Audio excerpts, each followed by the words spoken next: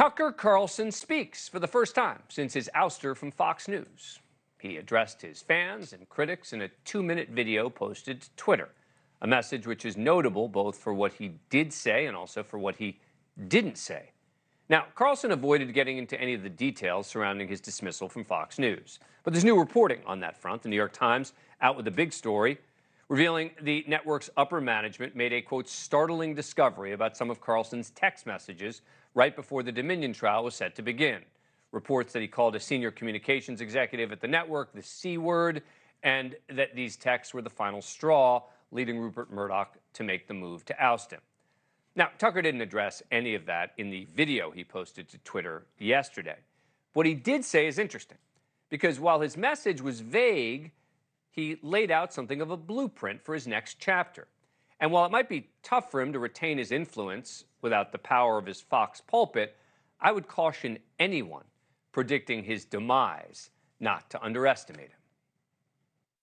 One of the first things you realize when you step outside the noise for a few days is how many genuinely nice people there are in this country. Kind and decent people, people who really care about what's true.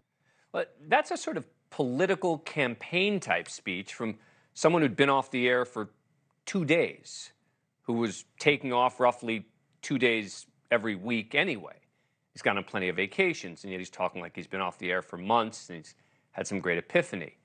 He's been spotted riding around in a golf cart near his estate in Boca Grande, Florida. I'm not sure he's been on a national listening campaign with factory workers in the Rust Belt. But regardless, it's effective. And that makes him a threat to Fox News, whose primetime ratings have gone bust since Tucker's ouster. Later in his video, Tucker claims he's going to break the mold for what we see on cable news, positioning himself as a political and media outsider. The other thing you notice when you take a little time off is how unbelievably stupid most of the debates you see on television are. They're completely irrelevant. They mean nothing. And yet at the same time, and this is the amazing thing, the undeniably big topics, the ones that will define our future, get virtually no discussion at all. War, civil liberties, emerging science, demographic change, corporate power, natural resources. When was the last time you heard a legitimate debate about any of those issues? It's been a long time. Debates like that are not permitted in American media. Well, I have to say, I don't remember a lot of debates on Tucker's show either. It tended to be a lot of people who agreed with him.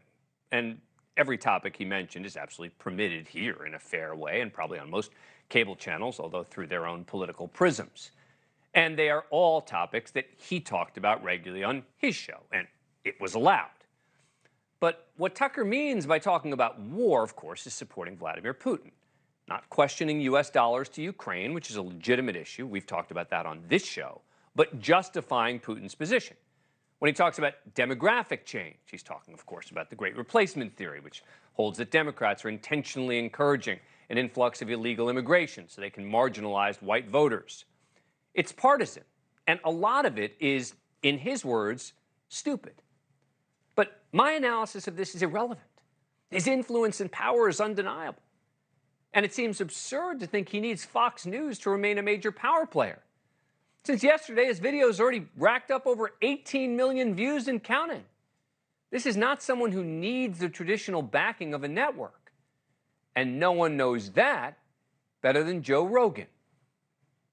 If I was a person in a position of power and a wild card like Tucker Carlson got released from Fox News and maybe Rumble makes a deal with him or something like that, do you have an idea how big that would be? How big his show, it could make that app, it could make that platform. I mean, if Tucker Carlson goes over there, it would be worth it for them to invest a considerable amount of money. But if I was Fox News, that's the last thing I would want. Tucker sure seemed to be hinting at that at the end of his short video. Where can you still find Americans saying true things? There aren't many places left, but there are some, and that's enough. As long as you can hear the words, there is hope. See you soon. I'm sure we will definitely be seeing him soon, and he will be assuring everyone he's saying true things, even if some of them aren't. But those who underestimate him do so at their own peril. Thank you for watching. Go to newsnationnow.com to find NewsNation on your cable provider. And don't forget to click the red subscribe button below to get more of NewsNation's fact-driven, unbiased coverage.